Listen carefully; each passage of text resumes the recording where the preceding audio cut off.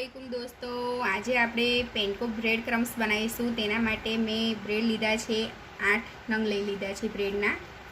એની હવે આપણે કિનારી કાઢી નાખીશું। આ રીતે એની કિનારી આપણે કાઢવાની છે।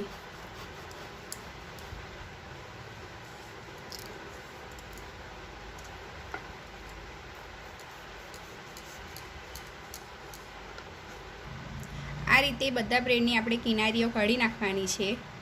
અને આ બ્રેડ ક્રમ્સ આપણે એવું બનાવવાનું છે જેનાથી એકદમ ક્રિસ્પી ગમે તે વસ્તુ તમે બનાવો, જેણે કે કટલેસ કે ડોનટ ગમે તે બનાવો તો એકદમ ક્રિસ્પી થાય એ રીતના આપણે આ બનાવવાનું છે।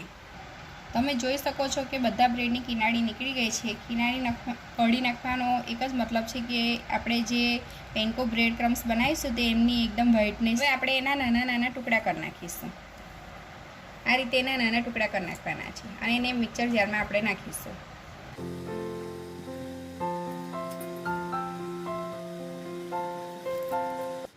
હવે એને આપણે પીસી લઈશું। એને એકદમ બારીક નથી કરવાની, એને થોડુંક આપણે મોટું રાખવાનું છે।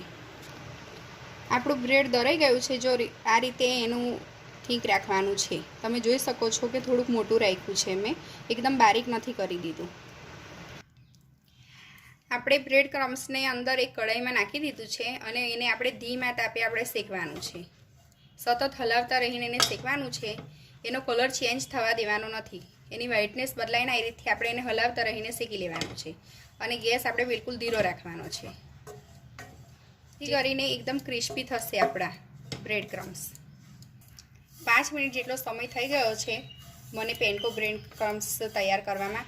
હજુ 5 થી 7 મિનિટનો સમય લાગશે, કેમ કે એને તૈયાર કરવાનો સમય એટલા માટે વધારે લાગે છે કે જે આપણે બ્રેડનું અંદર પાણીનું જે શોષણ હોય તે બધું આપણે અંદર ગરમ થઈને બધું ઠીક થઈ જાય તો કમ્પ્લીટ રહે છે અને એને તમે સ્ટોરેજ કરી શકો છો વધારે બનાવીને।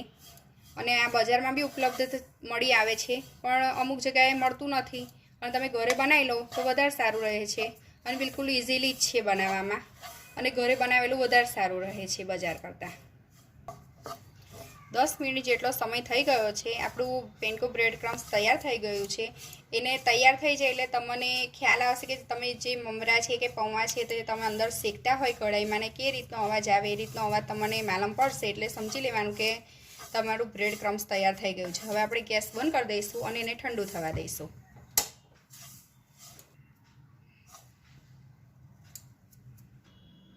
સરસ આપણું પેનકો બ્રેડ ક્રમ્સ તૈયાર થઈ ગયું છે। તમે જોઈ શકો છો કે એકદમ સરસ થઈ ગયું છે। તમે એને સ્ટોરેજ કરી શકો છો, એરટાઈટ થેલીમાં ડબ્બામાં એને મૂકી શકો છો અને જ્યારે તમારે વાપરવું હોય ત્યારે તમે એને વાપરી શકો છો। તમને અમારી રેસીપી કેવી લાગી તે કોમેન્ટમાં લખજો અને અમારી ચેનલ ટેસ્ટ ઓફ ખત્રીને લાઇક, શેર, સબસ્ક્રાઈબ કરજો। નવી રેસીપી સાથે ફરી મળીશું। અલ્લાહ હાફિઝ।